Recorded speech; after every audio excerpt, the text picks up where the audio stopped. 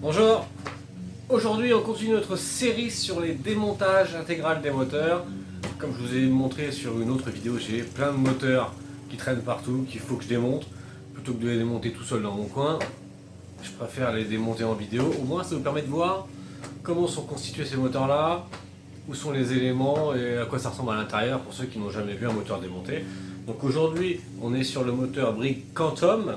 Le Quantum est très facilement reconnaissable, c'est le moteur Brigg le plus vendu, ça déjà c'est sûr, et qui a la cartouche de filtre à air carré ici. Vous avez un moteur Brigg, un filtre à air carré ici, c'est un moteur Quantum. Voilà, cette vidéo là peut vous intéresser. Vous connaissez le dicton, on va se mettre de plus près et on va procéder au démontage intégral de ce moteur. La première chose à faire va être d'enlever la partie supérieure de votre moteur. Comme vous pouvez le constater, ce moteur là était monté sur une tondeuse McCulloch. Le capot porte la marque de la tondeuse. Ce n'est pas toujours le cas, mais les moteurs Quantum peuvent avoir 50 capots différents. Alors le reste du moteur ne change pas vraiment, c'est surtout en fonction des marques. Certaines marques apposent leur marque sur les moteurs. Par exemple, si c'est un moteur qui était équipé sur une tondeuse Viking, vous auriez un capot blanc et vert avec marqué Viking. Mais les moteurs sont identiques, c'est juste les capots qui changent. Donc, on enlève notre capot pour accéder à la partie qui est en dessous, le lanceur. Alors, c'est pas toujours les mêmes capots, pas toujours les mêmes vis. Bon, là, c'est deux vis Torx, mais c'est possible que chez vous, ce soit différent. Bon. Ça, c'est un détail. Voilà, on enlève le capot. Et à partir de ce moment-là, tous les moteurs se ressemblent. Maintenant, on va enlever notre réservoir à essence pour accéder à notre lanceur qui est en dessous. Donc, du 8, 3 vis, une là et une là. Alors c'est possible qu'il y a certains passages que je passe, hein, si c'est un peu long ou autre, ou si j'ai un client ou le téléphone, bon. Le but c'est pas que la vidéo dure 1 heure non plus, et il faut que ce soit quand même intéressant pour vous. Si c'est pour me regarder démonter une vis pendant 5 minutes, il n'y a pas vraiment d'intérêt. Donc c'est possible qu'il y ait des endroits où vous aperceviez qu'il y ait des montages. C'est justement pour que ce soit le plus fluide possible pour vous. Pour complètement extraire le réservoir, on a une vis de 10 qui est ici. Je sais pas si vous êtes bien installé. Attendez. Vous me semblez pas être bien. C'est mieux. Vis de 10 ici.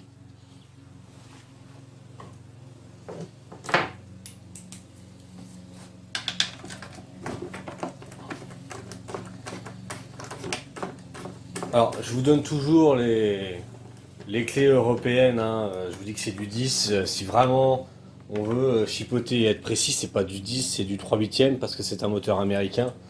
Mais le but, c'est pas de vous perdre non plus à vous expliquer des choses difficiles. Je vous fais des choses simples. Donc les 10, ça le fait très bien. Donc là, on débranche notre réservoir.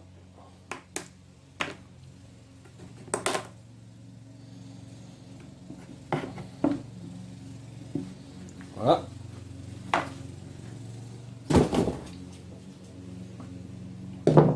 On va démonter notre lanceur. Alors, si vous vous posez la question, mais pourquoi il démonte intégralement ce moteur? Pourquoi il ne le met pas sur une tondeuse? Je vais vous montrer quelque chose. Vous voyez, il y a comme qui dirait un problème sur le moteur. Le moteur est complètement explosé. Là, il y a la bielle qui ressort. Donc on va aller voir les dégâts. Ça va être intéressant. On va aller voir les dégâts une fois qu'on aura tout démonté. Voir ce qui est récupérable ou pas. Donc maintenant, on va enlever notre lanceur. On reprend notre clé de 8. On vient de démonter la jauge qui est ici.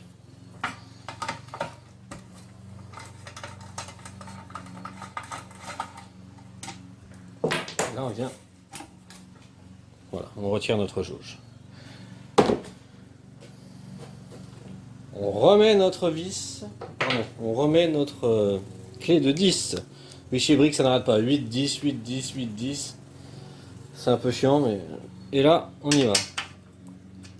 Donc une vis là, une vis là, et également deux juste derrière le lanceur là. Nos 4 vis ont été retirées. Je peux maintenant extraire mon lanceur. Voilà. Là, on commence à accéder à des choses intéressantes. Volant moteur, bobine d'allumage, carburateur, régulateur. Bon, tout ça, ça commence à devenir pas mal. On va démonter l'échappement. Ce sera fait. Protection d'échappement, une vis de 8 là. Également une vis de 8 ici.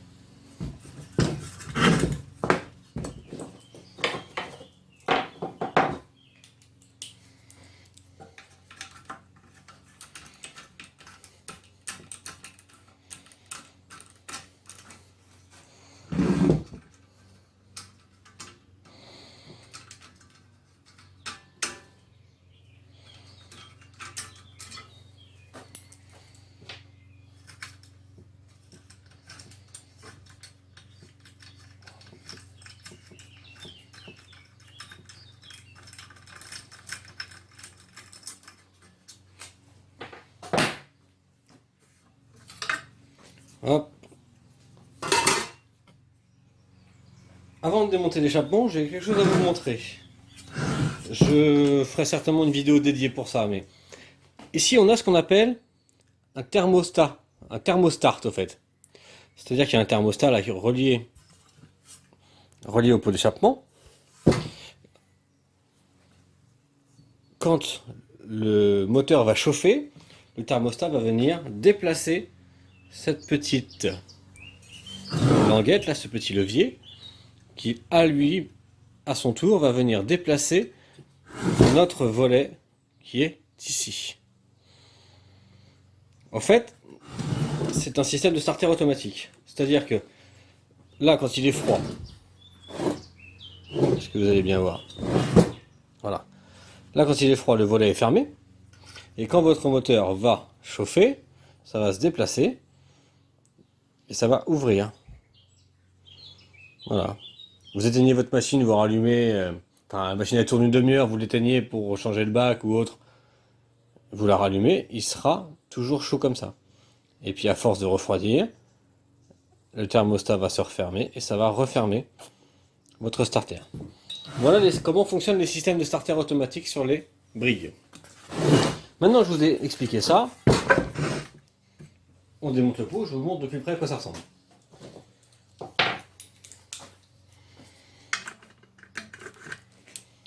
C'est pas du 10, c'est du 11, ça commence.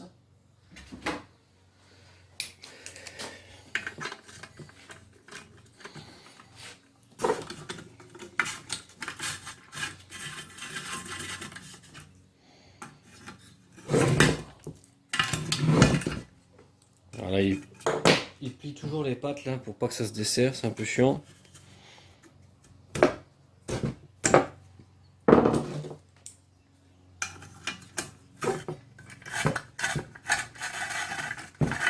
Donc en gros, si vous avez des problèmes de démarrage à froid ou à chaud, hein, sur ce genre de modèle de Brigg Quantum, hein, les Brigg Quantum, ça fait 20 ans que ça existe, ils ont sorti plein de modèles, hein, avec starter manuel, starter automatique, avec pompe, sans pompe, avec thermostart, bon, il y a plein de modèles. Hein.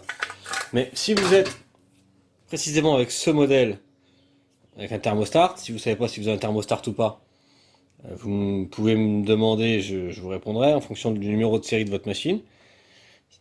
Ça ressemble à ça. En fonction de la chaleur, ça s'ouvre ou ça se ferme. C'est très souvent la cause des pannes sur ces moteurs-là qui ne veulent pas démarrer, enfin, qui soit ont des problèmes de démarrage à froid, soit ont des problèmes de démarrage à chaud. Ça arrive assez souvent que ce soit en panne. Voilà.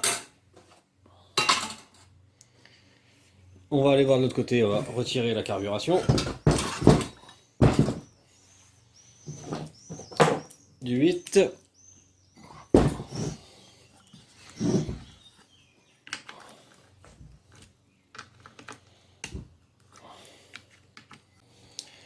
J'ai retiré mes deux vis qui tiennent le carburateur. En fonction des platines et en fonction des modèles des moteurs Quantum, il est possible que vous ayez une troisième vis ici. La plupart du temps, il y a trois vis. Une vis là et deux vis là. Et sur ces modèles-là avec starter auto, il n'y a que deux vis. Donc là, on enlève notre platine.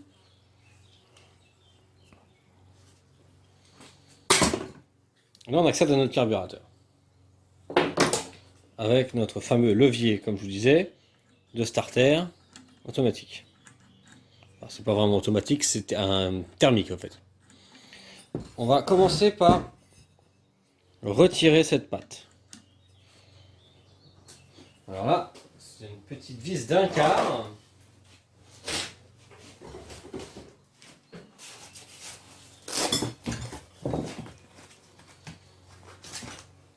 Une petite vis d'un quart. Peut-être que vous aurez besoin de prendre une petite pince ou de commander une clé. Mise à point, s'il vous plaît. Voilà, un quart. Bon. Le reste, c'est plutôt bien démontable avec des clés européennes. Mais il y a certaines vis comme ça, celle-là et les vis qui tiennent par exemple la bobine d'allumage. Si vous n'avez pas les bonnes clés, c'est quand même assez chiant à démonter.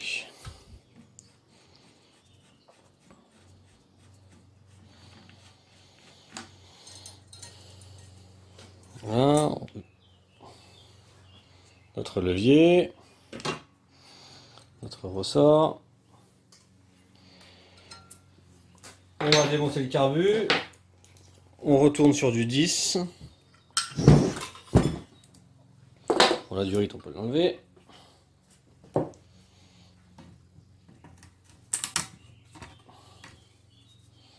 Reniflard, pareil.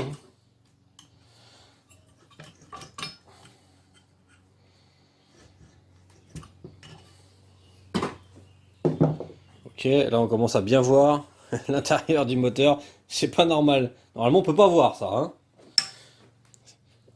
Donc deux écrous de 10. Enfin deux vis de 10, pardon. Vous allez peut-être mieux voir comme ça. Voilà. Ici. Juste ici.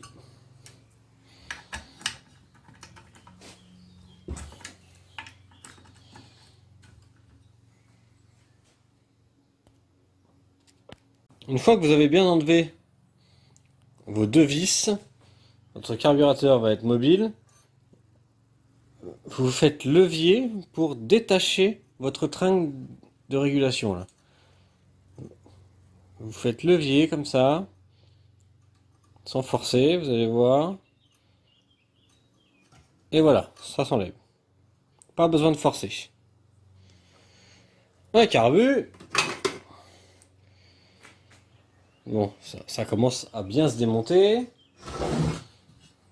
On va enlever la bobine d'allumage. Comme je vous disais, là si on n'a pas les clés d'un quart, c'est un peu chiant.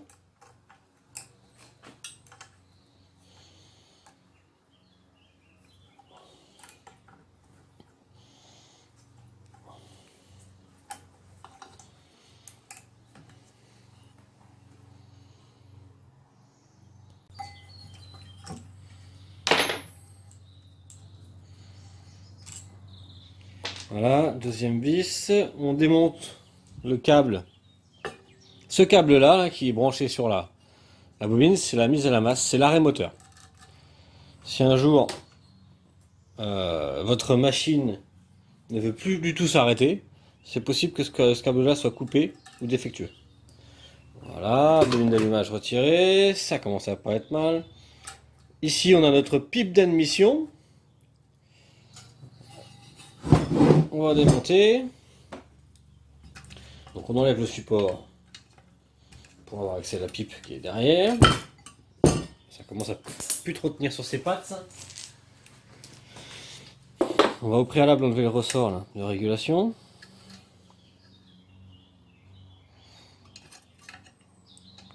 Voilà.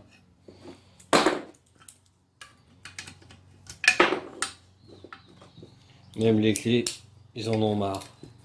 Même les clés, ils ont besoin de vacances.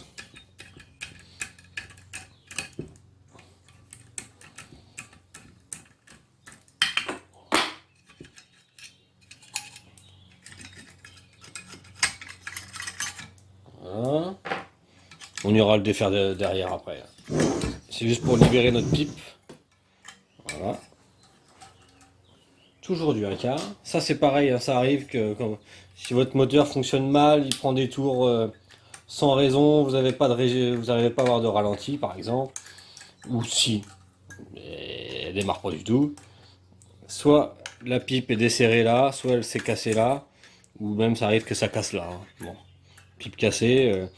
En général, une pipe cassée, quand on bouge le carburateur avec le filtre, s'il y a du jeu, c'est probablement que la pipe est cassée. S'il n'y a pas du tout de jeu, c'est qu'en général la pipe est plutôt bonne.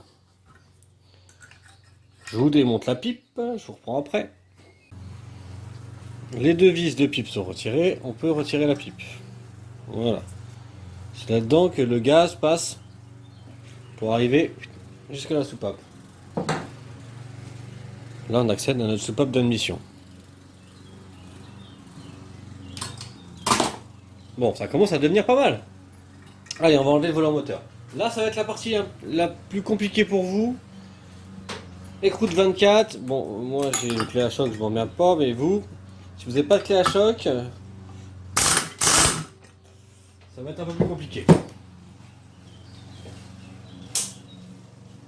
C'est-à-dire qu'il va falloir réussir à bloquer le moteur. Alors, si le moteur est sur la machine, vous mettez une cale de bois pour bloquer la lame, par exemple.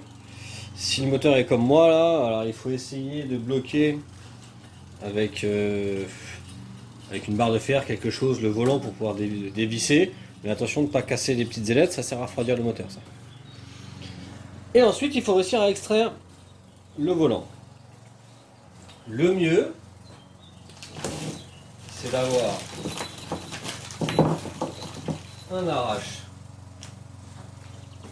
un arrache-brigue officiel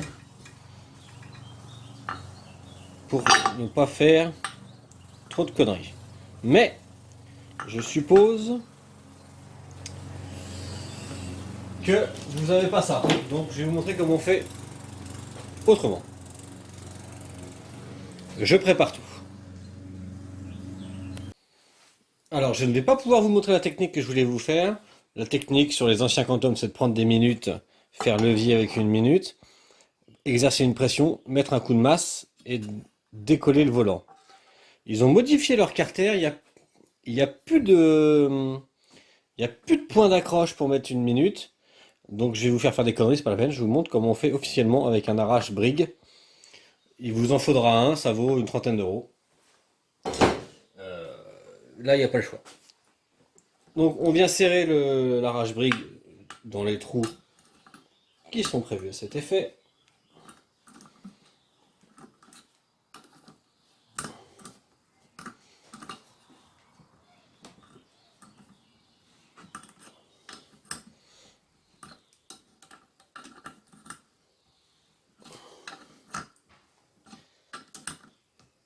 Voilà.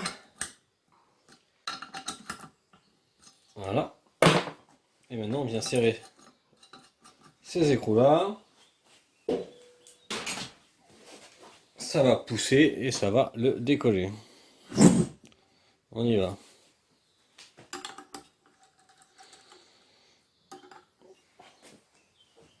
Évidemment, c'est pas du 10, c'est du 11.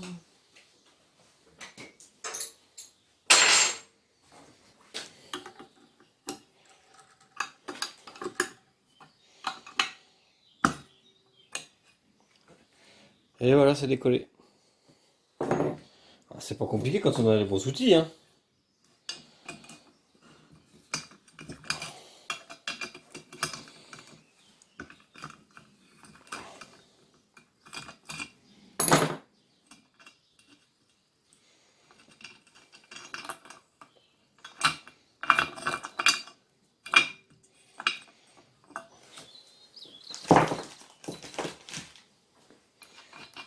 Voilà, on récupère notre écrou. On enlève le volant.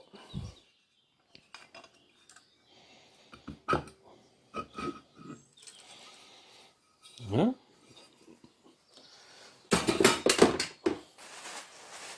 Attention à la clavette. Ça peut aussi être la cause des pannes, hein. Il suffit que vous ayez tapé une pierre avec votre lame, une petite souche, une bordure ou autre, que vous ayez cassé ou sectionné votre clavette, vous aurez des problèmes de démarrage. Votre machine elle va péter ou alors a des retours de lanceur. Bon, bah voilà. Maintenant qu'on a fait tout le tour, le moment que vous attendez tant est arrivé. On va l'ouvrir. On va déjà commencer par déculasser.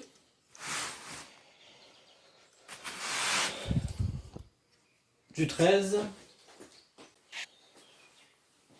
J'ai retiré les 8 vis. Allez, on y va.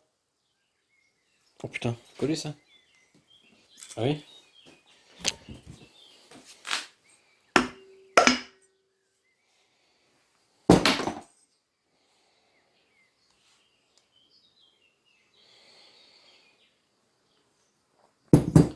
Voilà.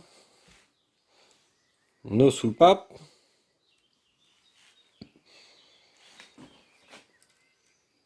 Bon, là on voit la tête du piston, mais ça va pas vous intéresser. Ce que vous voulez savoir, c'est ce qui se passe à l'intérieur.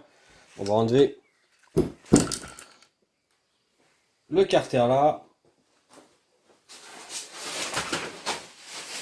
Donc là on y retourne 1, 2, 3, 4, 5, 6, 7. On a peut-être oublié une. 7 ou 8 vis. Allez, j'ai retiré les vis. Un petit coup de marteau pour décoller le carter.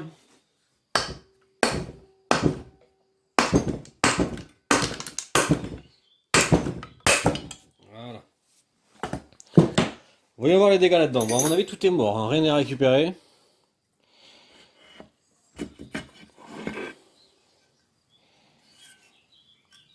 Alors, le carter.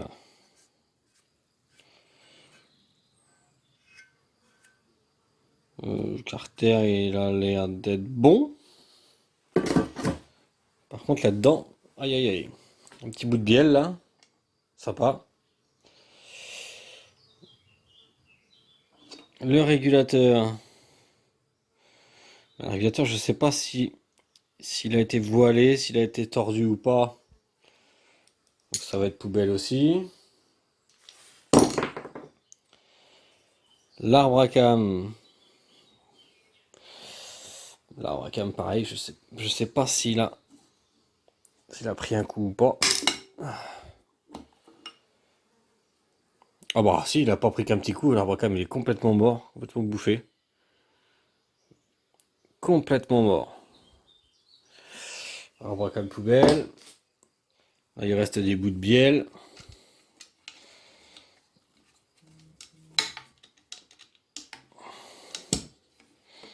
Si j'y arrive.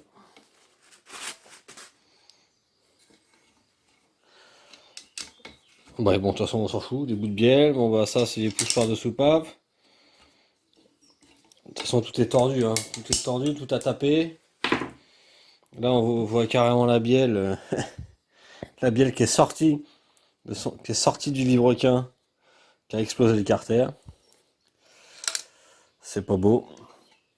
Donc, bloc moteur mort, piston mort, bielle morte. Et vilebrequin qui doit être marqué. De toute façon, ça a pas dû lui faire du bien d'être arrêté comme ça brusquement. Donc vilebrequin poubelle aussi. Bon bah tout le reste, là, tout le bloc, c'est poubelle. Voilà ce qui se passe à l'intérieur d'un moteur Quantum. J'espère que cette vidéo vous a plu. Je vais essayer de faire des montages, que ce soit à peu près acceptable pour vous, que ça dure pas 45 minutes et que ce soit chiant à me regarder démonter des vis. Et puis moi, je vous dis à bientôt pour une autre vidéo mécanique. Allez, ciao! Merci d'avoir regardé cette vidéo. Si elle vous a plu, je vous invite à vous abonner. Et si vous avez besoin d'aide, de me commander des pièces ou tout simplement de discuter avec la communauté, c'est le bouton rejoindre. À bientôt!